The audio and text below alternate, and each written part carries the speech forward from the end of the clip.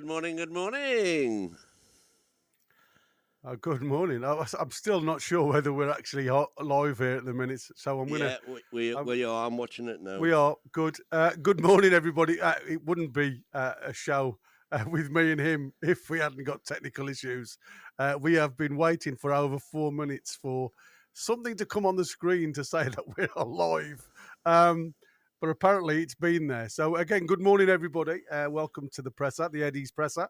There's lots of news this morning. I can already see in the chat that people have read some of the stuff that's out there this morning. So maybe we can have a look at some of that before the presser starts. But I suppose before we get into the news and stories and everything else, I suppose we better do some housework. Welcome to all that watching across the platforms. Thanks to all the mods working in the background. Don't forget to hit the like button if you enjoy the show. Subscribe, it's totally free. Hit that bell for future content.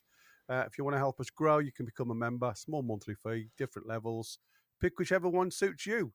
Don't forget, check out our webpage. It is going to be disappearing. Like I say, we haven't got enough time in the day to keep on top of all the news content, especially for Newcastle United. It's vast, and there is lots of people covering the same stories over and over again. We will keep it on there just for the prediction tables and stuff like that. But the updates will be few and far between. If you've got a question during the show, then put a Q in front of it. It won't be guaranteed to be mentioned, but at least if you put a Q, we can highlight it, and if it's relevant, we'll talk about it. But if you want to guarantee it, then use a $sign, follow the instructions, and that will give you that opportunity, and we will discuss it. If you've become a member during the show, or any of our members gift one as we go along, then you guys will be highlighted and thanked during. So here we go. Friday, it's the eve of the weekend's fixtures. There's some really interesting fixtures this weekend. If it goes to plan, we were talking last night when we were doing the preview. If it goes to plan and we get the results, it could be the nail that seals the lid. Because you're muted, dude. You're muted. I can't hear you. Yeah, if everything goes according to plan. Yeah, I mean, Bournemouth it could beat put Arsenal. Yeah. If obviously we've got to beat, Chelsea, Liverpool. They are taking points off each other. Yeah, whichever way it goes. We want Liverpool to win that now because we can't catch them. Palace, Forest. Yeah, it's a dodgy one, isn't Palace, and Palace are in red hot form. And Villa, Fulham. Fulham's not an easy team, as we know. So he has hoping. Yeah, interesting results. Like I say, this morning. We just looking at a couple of news reports, and this is going to either. It's either going to be a love or hate, and it's like, I'm sure there's going to be a lot more hate than there is love. There's been a message sent out by Dominic Calvert-Lewin, apparently, saying that he wants to be part of it. Apparently, he sent a message to Newcastle saying that he's happy to come on board. But I mean, again, I bet he is. Yeah, I'm not sure whether there's a lot of people, not a lot of Newcastle fans, interested in seeing Dominic Calvert-Lewin in a black and white. And you know what? I don't necessarily think it's a bad signing if he can stay fit, injury free, and if he's willing to sit the bench. At the end of the day. And again, it's all about wages for me. There's been some reports this morning in the press that the Umbuemo signing now is gone because of financial scrutiny. It's not the fact that we can't afford him. It's the fact that he wants too much money, according to the reports anyway. So we're going to have to sit and wait and watch that one develop. It's close to a deal with Everton, reported yesterday, says Darren Lee. So Dominic Calvert-Lewin. Listen, I don't think he's going to put all his eggs in one basket, especially if it looks like... And Umbuemo going to Everton? No, Dominic Calvert-Lewin. He's on about agreeing a new deal. Oh, right. And that's what I'm saying. I mean, the lad's not going to cut his nails off to spite his face, is he? You know what I mean? He's still a member of that club. So they are going to be obviously trying to iron out a deal. because obviously there's no guarantees of him coming to No. Newcastle. There's been nothing, rubber stamped on this. So it is an interesting one with some of the news reports coming out this morning. The other one that come out was the transfer update on Cunha and, like I say, Umbermo, and it says the Umbermo fee a key factor. This is from Craig Hope. It says, while we've long admired both attackers, their price tags may complicate potential moves to St James's Park, with Umbermo valued at 60 million plus, and the Cunha release clause price is 62.5. So obviously, again, it's about price and wage. I'm just not sure Newcastle would pay upwards of 60 million. Paul Mitchell said during his interview with us in September that paying a premium for proven players was a luxury that they could perhaps no longer afford. Now, I you know what? I look at this and I read a little bit between the lines, because again, I think Newcastle are the type of club that are don't open up their avenues for what player they're going for.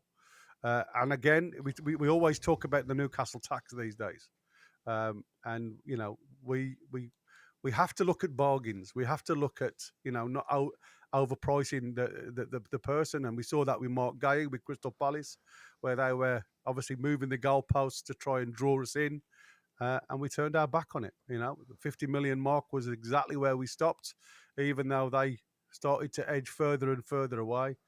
We weren't that little mice trying to find the cheese type of thing. It's an interesting read, but like I say, a lot of these news reports now, it's exactly the same as what we did the other day on Wednesday when we were looking at all these players that we've been linked with.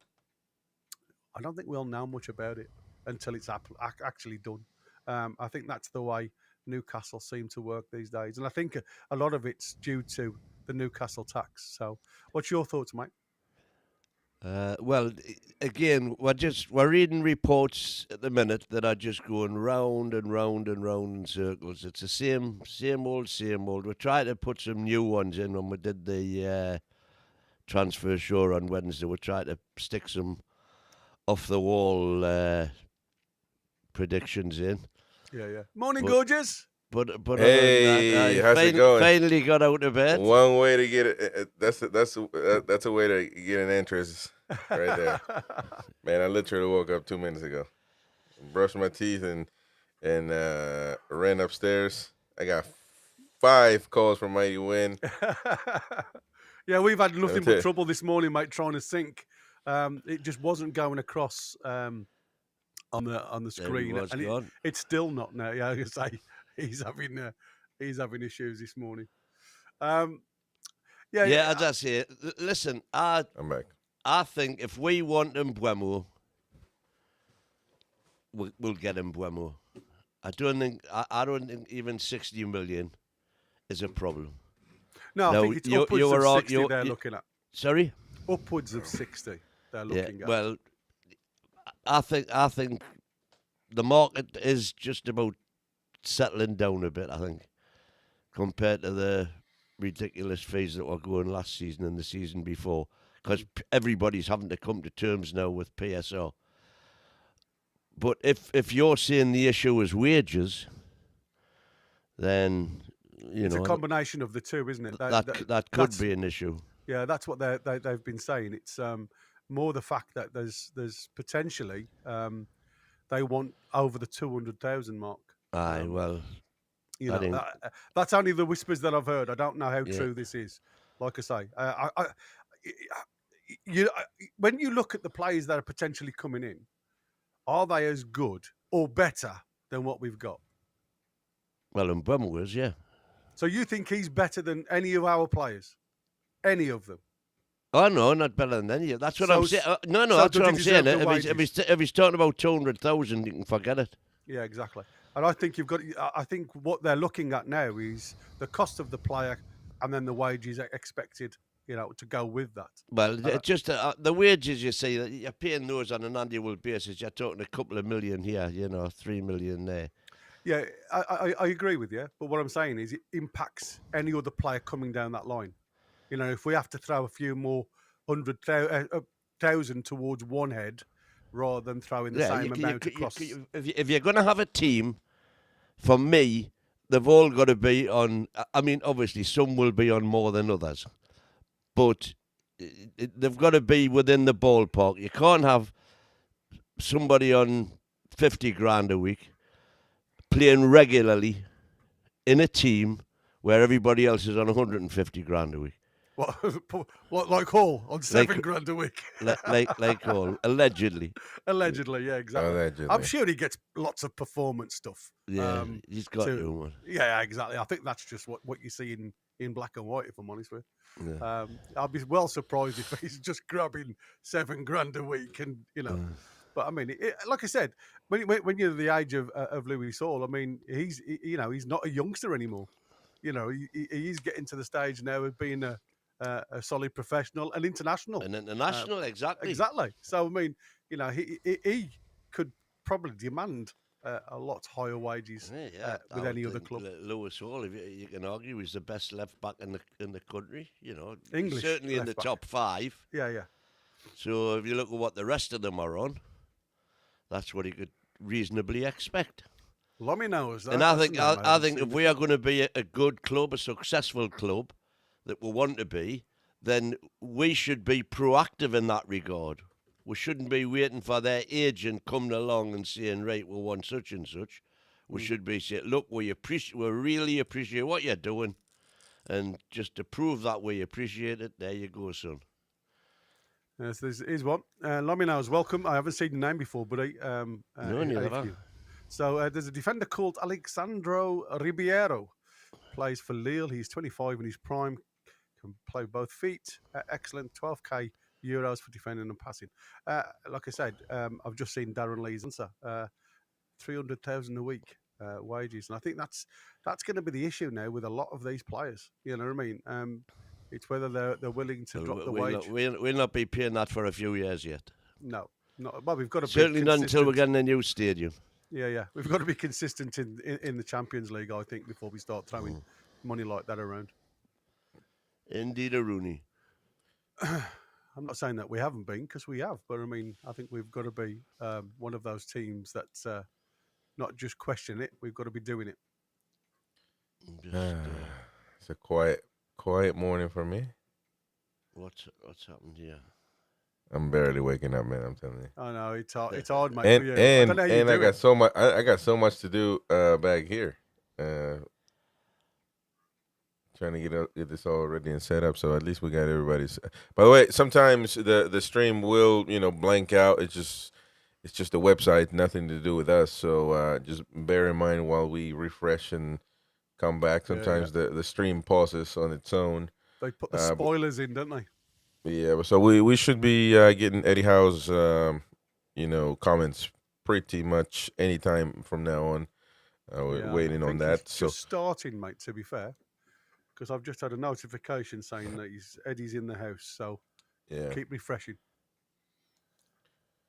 So hit the like button, subscribe to the channel if you're new, and don't forget we have the live match on Sunday this time around. 1 p.m. UK. So.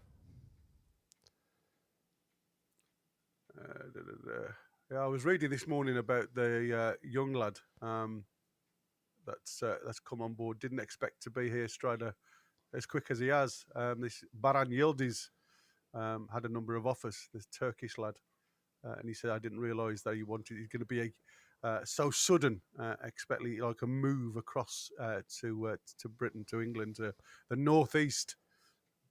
So he's saying that targeting youngsters like Yildiz has become a key part of Newcastle's transfer strategy, and we've certainly seen that over the last couple of windows, haven't we?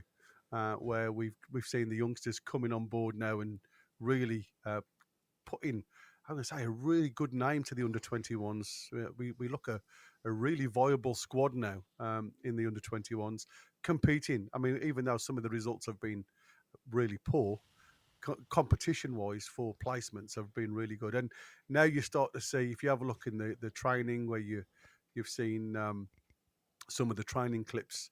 A lot of them youngsters now, the Alfie Harrisons and stuff like that, are routinely training with the first team. So it's good news. Yeah, good news all around.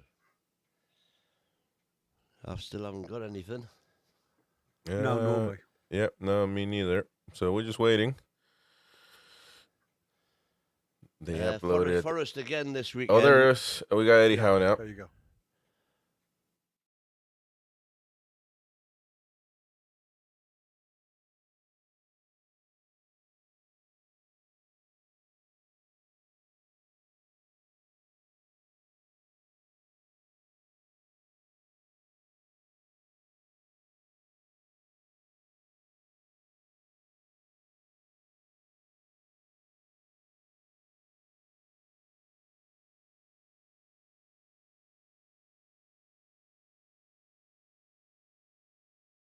Joe, and I think a like-for-like replacement really does a lot of his best work on the left-hand side of the pitch, as Joe Linton does. So for me, he's got goal-scoring instincts. He's a very attack-minded player, very quick and athletic, a really good ball carrier. And let's not forget, Joe's had some important contributions this season, most notably really in the Carabao Cup, where he scored some big goals for us.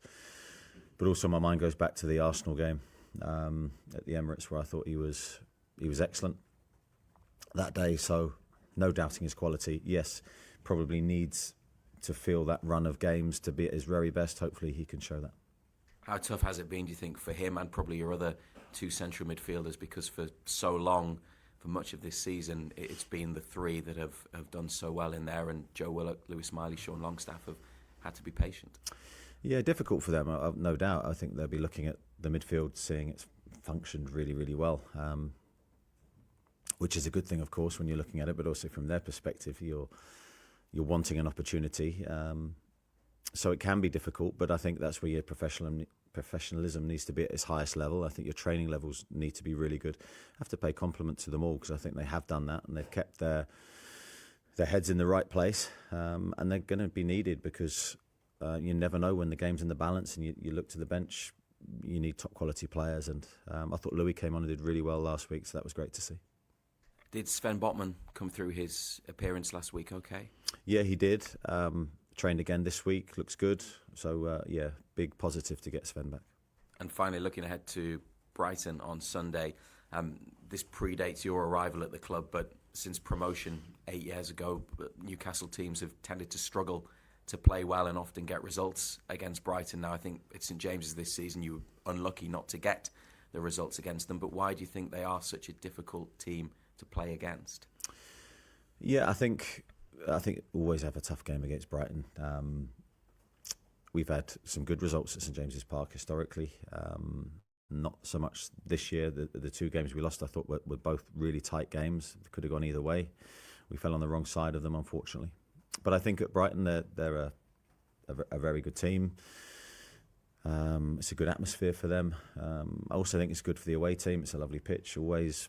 It's a good environment. So we would back ourselves against anybody.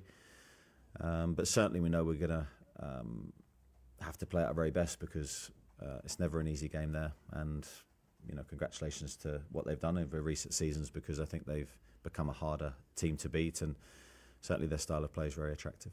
And lastly,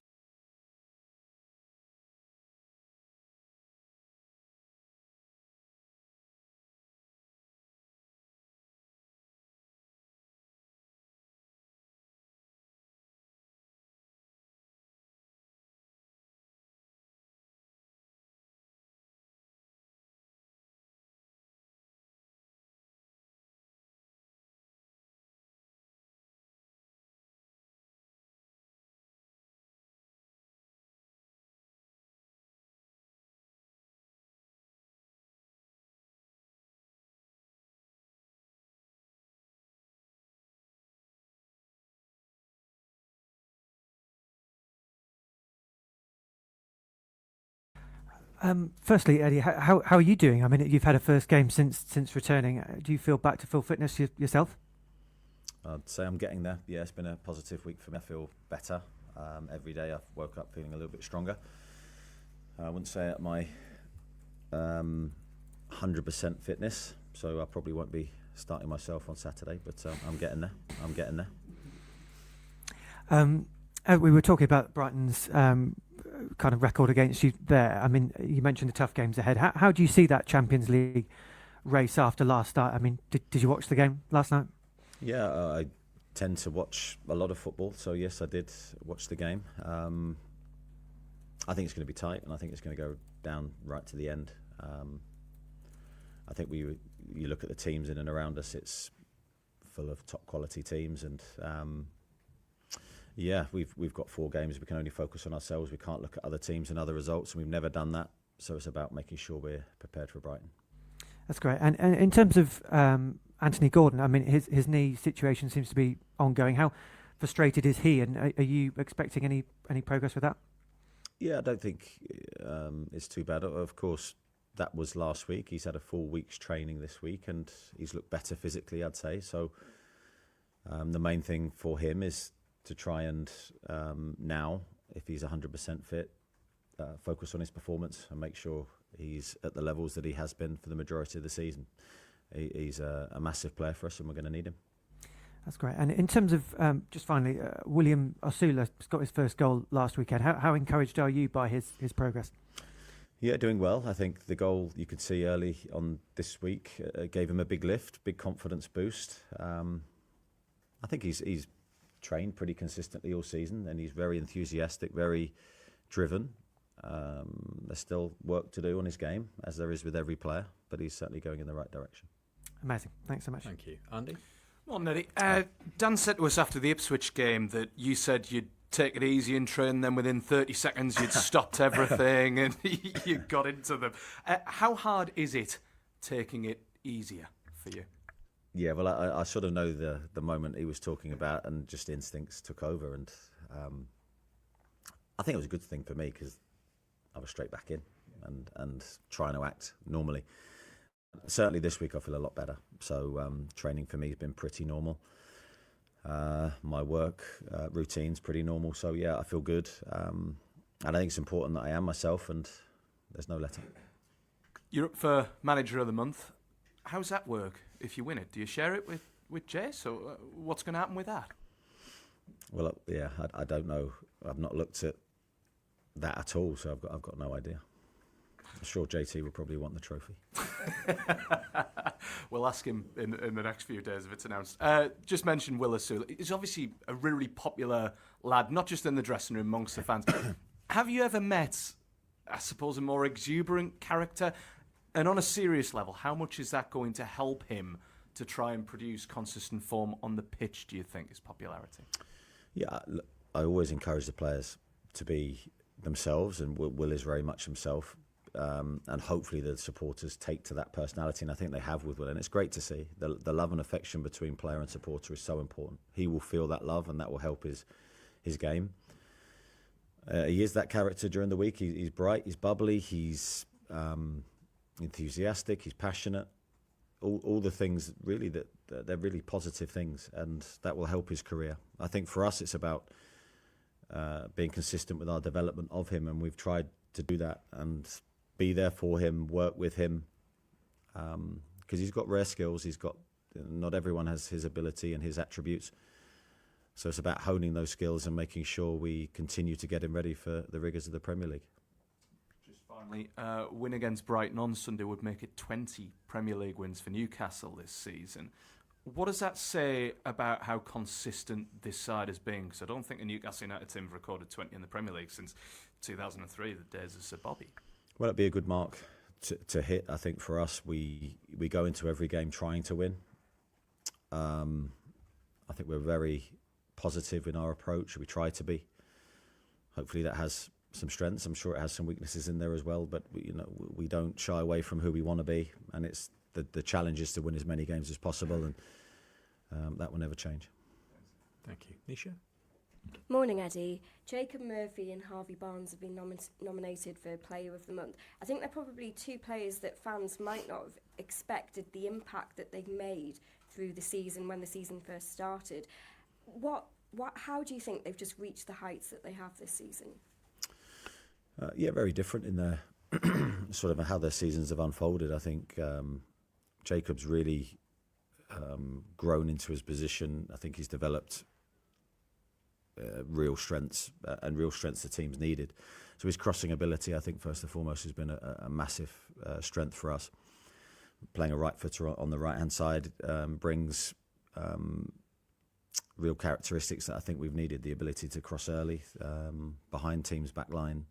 He's built a really good relationship with Alex. He's contributed a number of assists for him, which is great to see. And I just think his confidence levels have grown from what he's delivered. And I don't think there's any doubting the two players' abilities. Certainly not internally anyway. Not from us as coaches who get to see them every day. And I'm really pleased that Harvey's had the opportunity to showcase his skills. He's just a brilliant finisher, a brilliant goal scorer. And every team needs those players on the pitch. So I'm delighted with their progress, and they're going to be important in these last 4 games. And just finally from me, the transfer stories have well and truly started with a few games to go. How much work is actually happening on that front behind the scenes currently?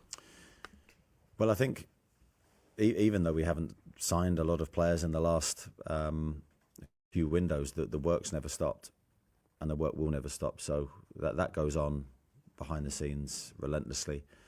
Of course, I take more prominence towards the sort of the windows opening. So I'm doing a lot of the work at the moment. Thank you. Thanks, Nisha.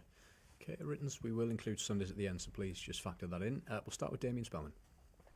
Eddie, such a lot of your success this season has been as a result of finding that balance in your midfield. You've said there that Joe is perhaps the closest to Joe Linton in terms of replacement. But what do the likes of Lewis Miley and Sean Longstaff have to do to work you into your thinking for these last 4 games? Well, certainly they don't need to change from being themselves, because I think individually they're both high class players, and they bring something different and unique. And I think when you saw Louis came on the pitch on Saturday, very calm, composed, made some really good decisions on the ball. So I think he's developing really, really well. I'm very happy with where his individual game is at. But you can never copy anybody, and we encourage him to be the individual that he is. And it's the same with Sean. Sean brings unique skills to the team. I mean, his tactical understanding and his delivery of what we've asked him to do historically has been of the very highest level. He's got an important goal in him. And I just say both players have to be ready and in their best physical condition. I think that's the biggest challenge when you don't play, is can you be physically ready to execute what the team needs you to do from minute one when you potentially haven't played for a while. I think that's a challenge, but it's all based on your professionalism, and those two boys are right up there as the best pros in the squad. Thank you. We'll go to Ian, Gary and Louise, please. Ian? Good morning, Eddie. Do you believe there's such a thing as a bogey team? Because I suspect a lot of fans would think Brighton is yours, or do you go into that game with past results and total irrelevance? No, I don't believe in that. I do think there can be sometimes strange results and reoccurring strange results within the club's fortunes. It happens where you come up against an opponent that you don't tend to go up against them very well. But I don't think that's necessarily the case here. I think the 2 games we've had against Brighton this season, I think could easily have gone our way, especially the first game. Maybe not so much the FA Cup game. I don't think we were particularly great that day, but the league game, I thought we were really good and unfortunate to lose. I think every game in isolation is a very different game, and this one will be. It'll be a very tough game for us. They're a very good team. They've got dangerous wide players. Danny Welbeck's having another brilliant season. So I really respect their team a lot. But as I said before, we back ourselves against anybody, and we'll certainly go there full of confidence. Football's a game of fine margins. Does it give you any advantage, however slight, that your remaining 4 fixtures are on a Sunday? So that you go into the games knowing what your rivals' results are, or some of your rivals' results? I don't know. That's one to probably talk about afterwards. I don't know. I think if there's any advantage, really. I think we know what we have to do anyway. We have to win. We have to win each game. So I don't know if playing on a Sunday is going to help us. Thanks, Ian.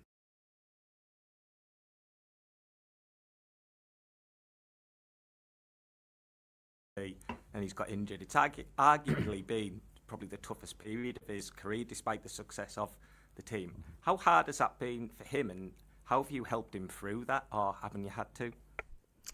I think Anthony's a very, very strong character, and very independent player. Yes, every player needs support. Every player needs a good environment to work in and needs to feel confident in that environment. I'd say maybe some players need more communication and direct dialogue more than others. I'd say Anthony's one that maybe because of his strength of character, because of his strong belief in himself, maybe needs slightly less. But I'm sure this has been a difficult period for him, because I think any time you're out and you're missing games, especially when you're difficult period for him, because I think any time you're out and you're missing games, especially when you're fit and available to play, which he was initially, is a huge frustration. And especially when it's bittersweet, because you're seeing the team do well without you, which is great. But of course, you want to be there yourself, contributing, and that's a difficult emotion to deal with as well. But I think all he can do is focus on himself and his game and make sure he's at the very, very best physical levels and technical and tactical levels. And then with his ability and his quality, he can make a difference for us. And obviously, Harvey's been in fine form.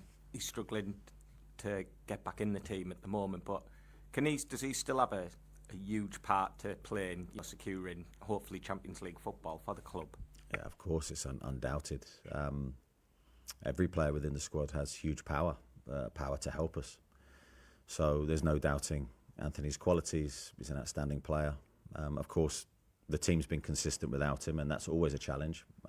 But we need those players knocking on the door, not necessarily physically, but you get what I'm trying to say, to play, and that competition inspires everybody. So that's probably something we haven't had enough, but with Sven's return and Anthony's return, suddenly the squad's looking a bit stronger.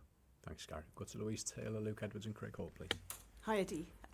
Would you agree that the single most important decision in a multitude of decisions you've made this season is switching Sandro Tonali to that really number 6 central midfield role on November the 30th against Crystal Palace in the Premier League?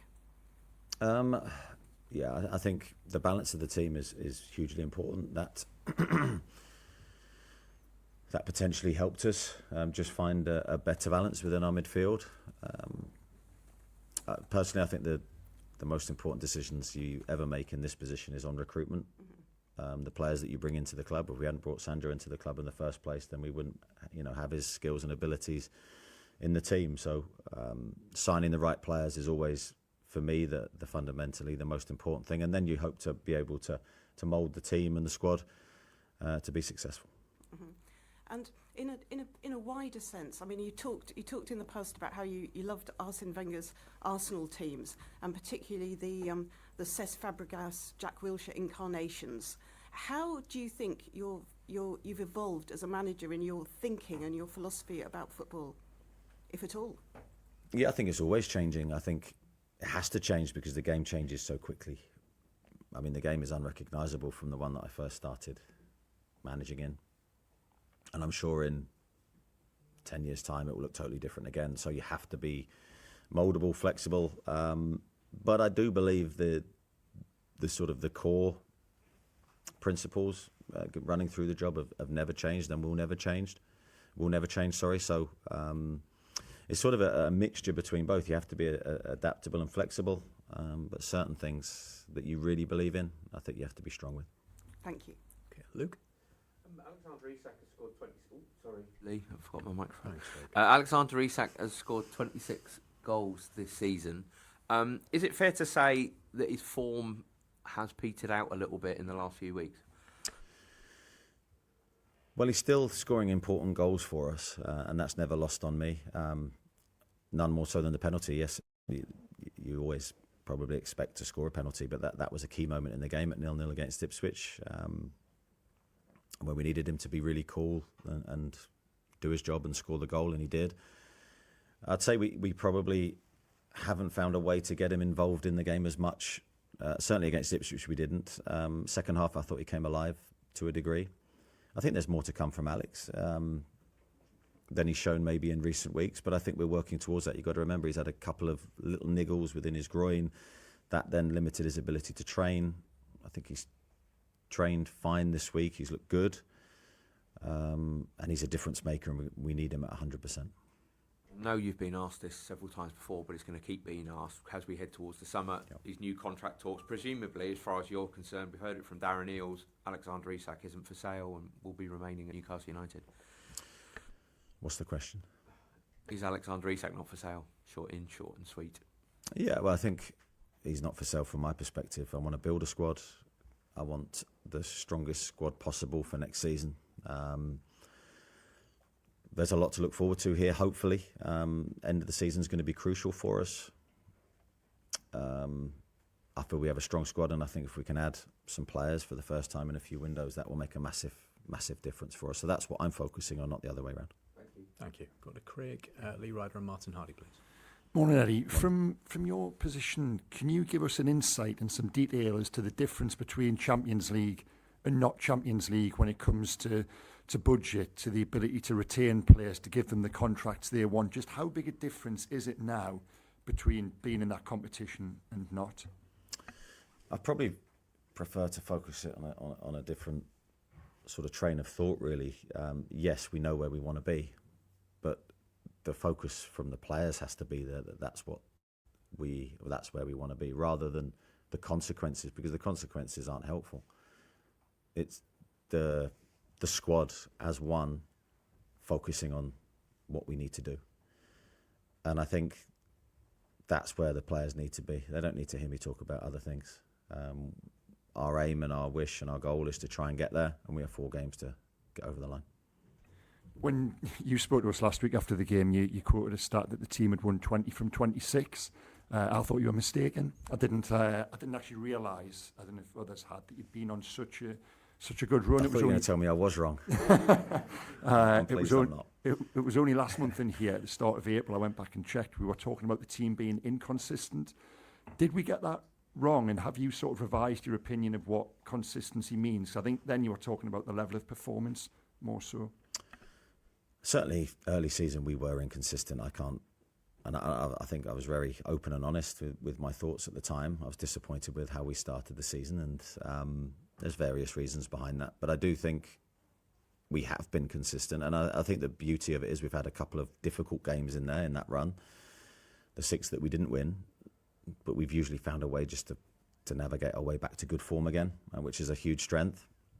I'd prefer to probably answer that question at the end of the season, because if we're inconsistent between now and the end of the season, then all that hard work really falls away. So we've got 4 games to keep our form. Thank you. Lee?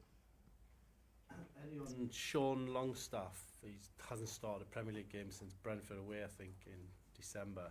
How would you keep him motivated and make him believe that he has got a future here at Newcastle? Yeah, again, I don't look at it that way. I don't think I have to motivate him. I shouldn't have to motivate him. He should motivate himself. He's here representing the club that he loves, so there should be no issue on motivation. He has to be ready to take a chance when it comes. I think any train of thought that I can't do that for all 25 players. But Sean is motivated. He's been brilliant behind the scenes. He is training well. And he's got undoubted qualities, as I said earlier. So Sean has a contract for next year. So the control is very much in his hands in terms of what he wants to do with his long-term future. And we're certainly delighted to have him within our players. And the window opens on June the 1st for 10 days, I think. Knowing what you've said in the past about wanting to get people in time for pre-season so they can understand your methods, is that a good thing in the Eddie Howe sort of transfer playbook? What's that? We get them... The window opening on June the 1st? Well, yeah, it's great the window opens on June the 1st. The challenge is for us is to sign players early June. But it doesn't work like that. I hope the reality is, but it rarely works like that. I think it gets harder and harder to sign really good players. So I'd rather sign the right player than settle for someone and get them in early. So let's wait and see. It's very difficult to predict what's going to happen. Can I just get a quick update on Callum Wilson? Obviously, we got told his contract was up. Is he getting another contract? Is he still in your plans going forward? Well, he's very much in my plans going forward. We have 4 games to go, and he's a huge part of that. I think he's looked better and better in recent weeks. You have to understand Callum probably has been going through a pre-season sort of in the shop window, as in on the pitch, which is very difficult to do. But he needed the sort of the training and the game exposure to get back to his very best form. I think he's getting there now. I think physically I see the Callum Wilson of old. So good signs for him, and he stayed fit for a long period of time, which has been brilliant to see. And I think look, on his long-term future, let's wait and see. Let's wait and see how he performs.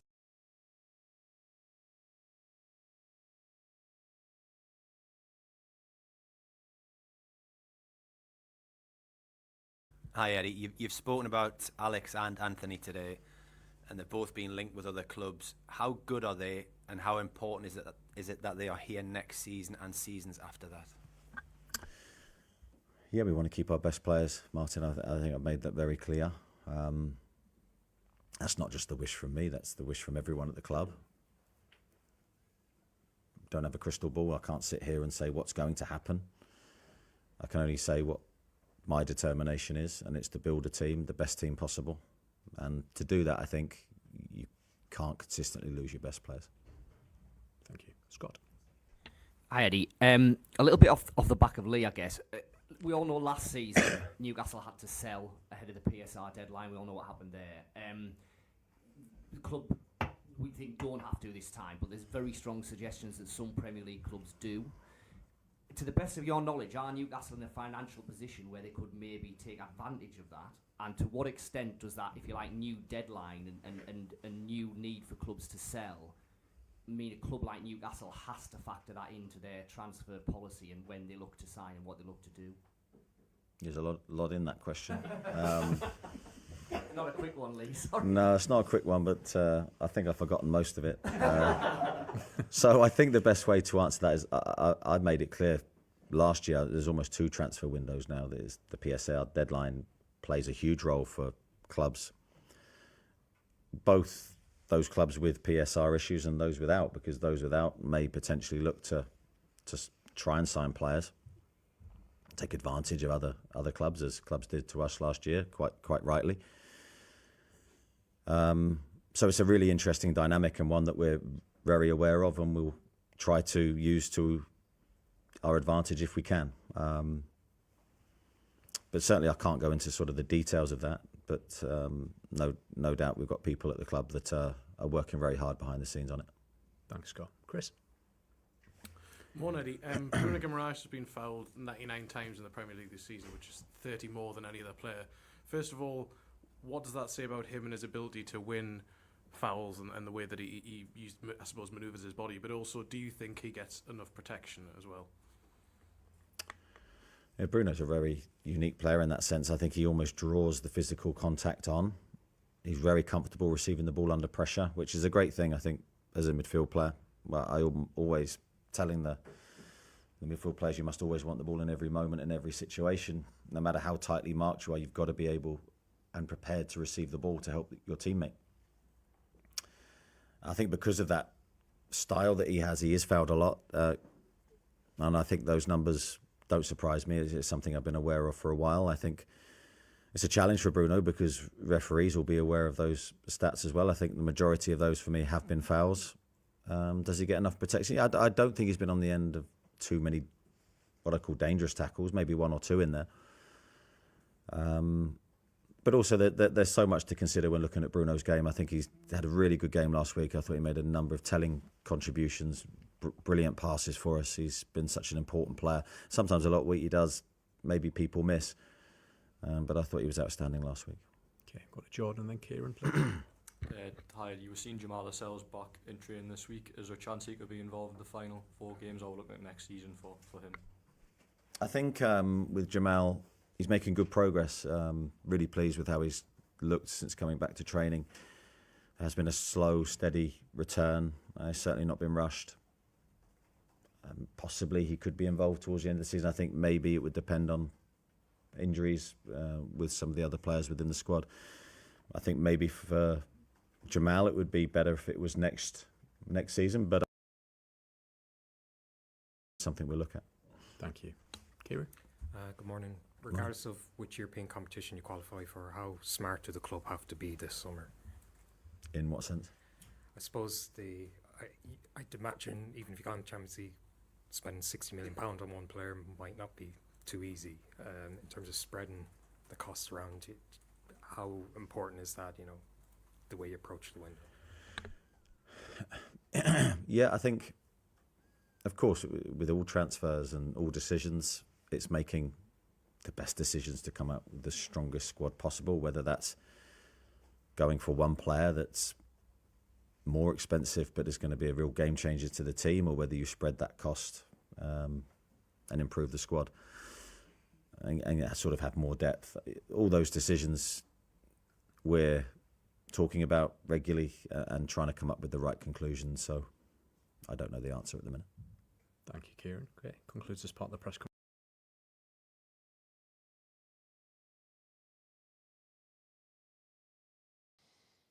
All right, ladies and gentlemen, that is the press conference right there. They're going to go doing some private OnlyFans session afterwards. We're not a part of. I'm hoping it's better than the presser. Yeah, it's definitely controversial. 600 people watching, and most of them are having the same, sentiment that, a lot of questions not about the match, which is coming up, very important. And very difficult, to be honest, which would have been interesting to hear from or about, how we're going to approach Brighton away, which is not going to be an easy matchup. But the questions were directed about transfers and a snappy Eddie Howe. I was going to say, I think that's a bit of angry Eddie that we very rarely see. A snappy so Eddie, what's the man. question? Exactly. Well, there's a lot of stuff in that question. I think I've forgotten most of it. Most of it, yeah, exactly. That was my big take from it this morning. That was Eddie saying, "Look, I'm fed up with these stupid questions. What? Get onto something with some substance. Take a bit like the fans are. Not that they did, by the way. No. But so yeah, very ankle biter anyhow this morning. Probably didn't have his coffee. So something happened there. But hit the like button, folks. Please help us out. Got 540 odd people watching, and support the channel. So yeah. So what do we make of this presser today? The one thing that I was astonished by is the fact that there was very little football conversation. It was all about as if he's going to answer some of these questions. It's all about transfers. Are we going to keep Isak? Are we who's going to be going? What about and it's like, I think that's what roiled him, if I'm honest with you. I think his reaction post the Isak conversation was irritating towards him, because at the end of the day, like all coaches, they just want to keep the best players. They want to build around the squad. We've got to stop becoming this, like selling club, if you like, to stay afloat. I mean, yes, if Isak decides that he wants to go to pastures new, then there's nothing Eddie Howe can do. But you must get sick as a coach just to keep answering the same question over and over and over again. I don't know how many times in the last 3 or 4 months that the lad's been asked the same question. Is Isak going? Is Isak going? I don't know. I just find it sometimes a little bit. We've got 4 really big games coming up. I mean, these are big games, every single one of them. Mm-hmm. And it doesn't seem as though anybody, and I saw it in the chat, I think Geordie Dan said it, have these guys actually had a look at the calendar to see what's going on? Because it's all about what's happened past. And, I understand them talking about players coming in and trying to find the feet, like the likes of Joe Willock. We were talking about it yesterday in the preview. And Joe Willock has to try and have a run of games to find momentum. He talks about Longstaff as if he's a god. I mean, we just don't see what Eddie Howe sees in Longstaff. Well, that's another thing. He says it's not my job to really motivate players. He should be motivated by himself. But again, interesting. that he said Sean's got a year left on his contract, and then it'll be up to him to decide what his long-term future is. Well, I mean, he's been distant from Longstaff every time he's asked about him the last few times, and so he wasn't pulling any punches to say. Oh, maybe he was, and you can tell that he was. He was very on the frustrated edge. today. Wasn't the usual calm Eddie, was it? No. Yeah. Is this the new Fergie Eddie? But interesting. I think he did give an update on Sven Botman as well. I just think he needs game time now, doesn't he? I mean, I think it'd be silly to throw him straight into the deep end because, like I said, fitness is one thing, mental sharpness is and match sharpness is totally different. And I think, like I say, if he can manage his minutes now, there could be a time. And we were talking about it yesterday. Jamie made a good point yesterday about the way we played against Arsenal with 3 at the back, and maybe it's a case of drawing him into the end of the season where if we need to keep it tight, maybe Eddie can tweak the formation just to do the job. We could be in the fortunate position if we beat Brighton and if we beat Brighton and beat Chelsea, that we would then know that 2 points was enough to guarantee Champions League. So do you then in the 2 matches remaining, Arsenal away, Everton at home, do you set your stall out just to get those 2 points that you need? It means if you set your stall out to defend and you break away and you score and you get the 3 points, that's job done. But at least if you don't get beat and you've secured you get those 2 points, that's job done as well. Not to concede. Yeah, which is why I thought Jamie's point about going to 5 at the back again was, especially with no J7. Yeah. I think we do miss, like I say, the battling quality of J7. Look, he's a spoiler. He's not a technical player whatsoever. He's a spoiler. And for me, it's a case of when Willock played against Ipswich, you think, if you want to come on and perform against any side, it was going to be against a side that's potentially going to be relegated on the day. There was a lot more pressure on them. You could see the amount of mistakes that they were making and the amount of space that they were offering down through the right-hand centre and right side was phenomenal because they concentrated. The tactic was to obviously try and offload a lot of our left-hand possession, which they did successfully, but they just didn't close the door anywhere else on the park. But I mean, for me, with it's regards a case to Botman, he said he's come through training completely okay this week and looks good. So yeah, big positive to have him back. Yeah, so I think that they've got to go. I mean, the one thing that was interesting was his discussion about the inconsistency that Craig Goat brought up, and he was quite clear and honest about the performance at the start of the season. We were inconsistent, even though we were getting the results. And that's the point that he didn't bother saying, that even though we were playing shit, because he knows it was a matter of time. So he agrees with the American mag instead of a win. Exactly. But I think at the end of the day, you've got to look at it for what it is. He saw that there was issues, and obviously, I don't know when we went through that little bit of a downward spiral a little bit, whether there's certain tweaks in the tactical situation to try and balance the seam up a little bit created more losses than wins. So it was certainly an interesting one. Yep. Win, back up, man. I can hear you breathing. Darth Vader. Sorry, I'll just die on screen, should I? Darth Vader in the house. Control your breathing. I am your father, Luke. Okay, now, man. But listen, unusual press conference coming from Eddie. He usually, I mean, he was still calm and collected. It's not like he lost it, but you can tell he was edgy. And not many questions about the game. I think one in the earlier on maybe, but not many questions about the game. Not many questions actually about what we're going through at the moment, which is a very important phase. Not many questions about that. It's all been about transfers, possible transfers being the thing about Isak is I understand the questions, but to keep going at it, he's not going out of contract, so it's not really that warranted to be asking all the time.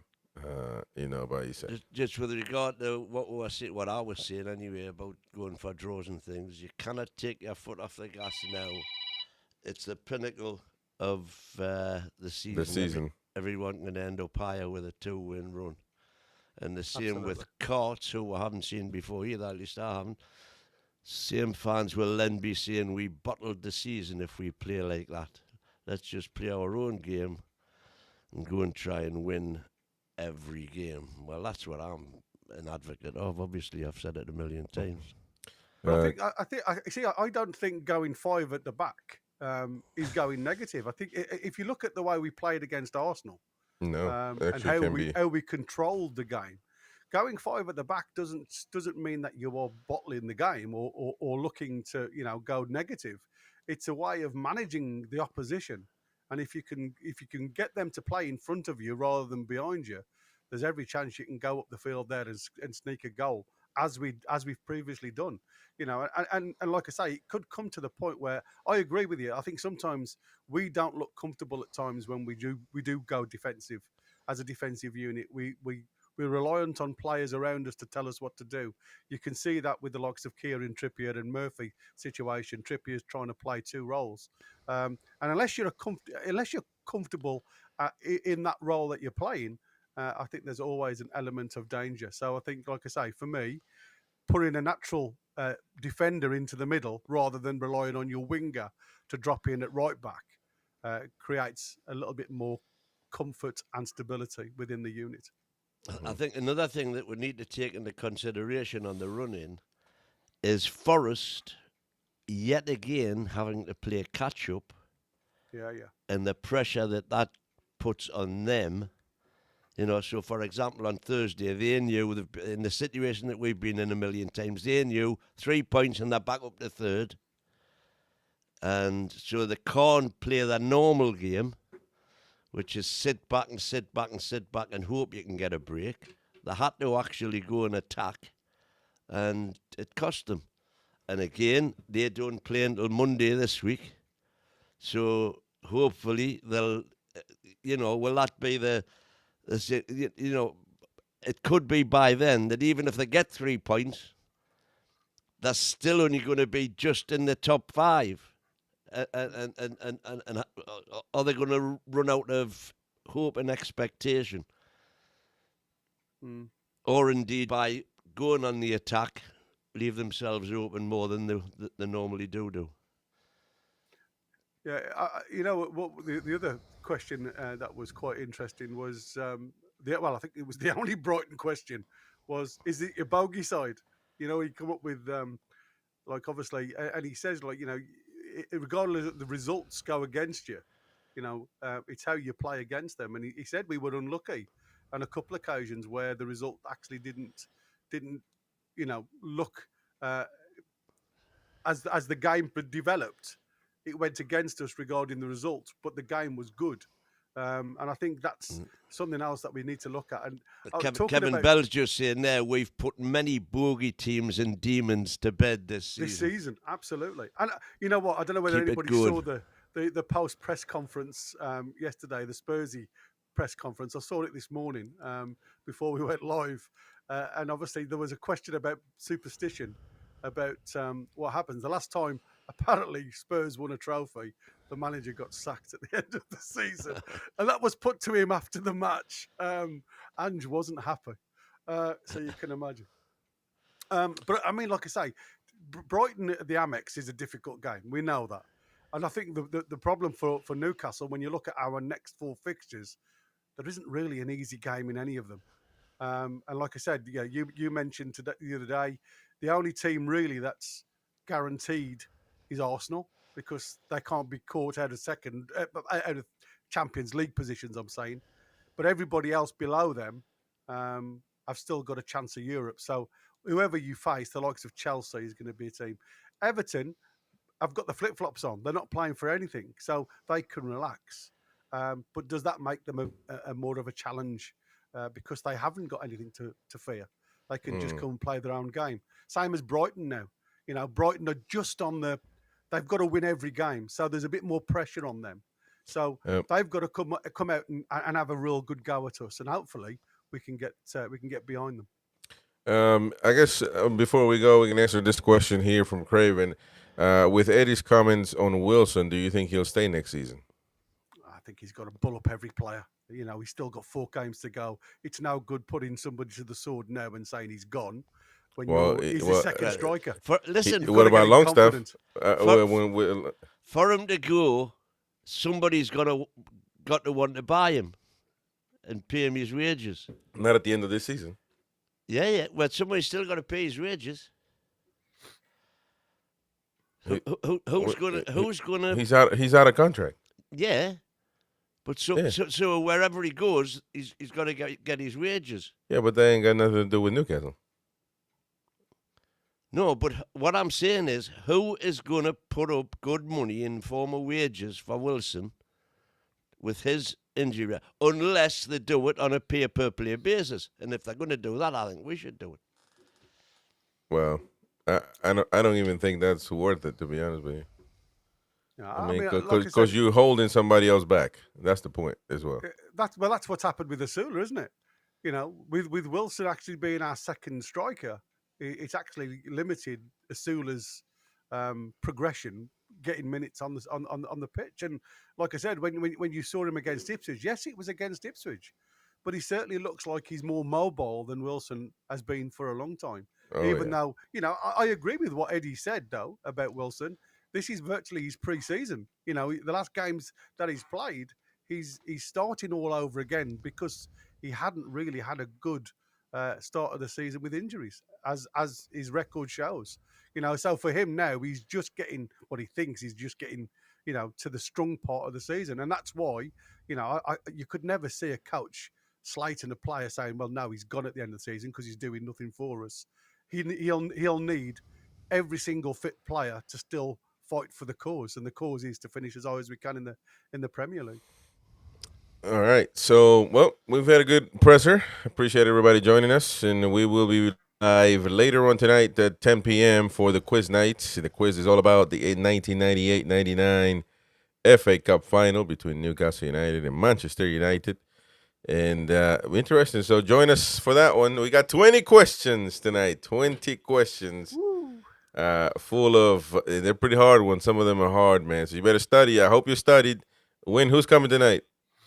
I'm still waiting for confirmation. Oh, my God, man. Come on, man. This guy, man, you cannot leave him in charge for nothing, man.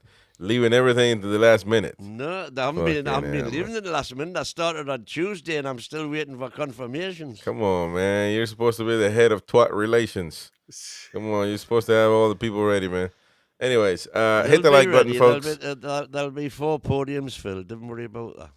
Hit the like button. Don't forget to subscribe. Become a member if you can. Help us out in that way. Enjoy exclusive content.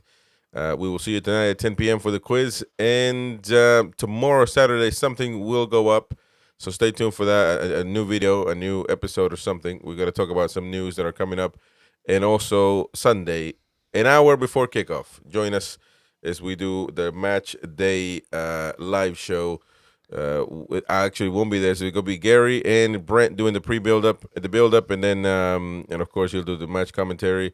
We got the instant match reaction. We got the player scores and all of that stuff. So, full day on Sunday. So, anyways, how are the lads, folks? We'll see you later on. Where the lads? Lasses and bands.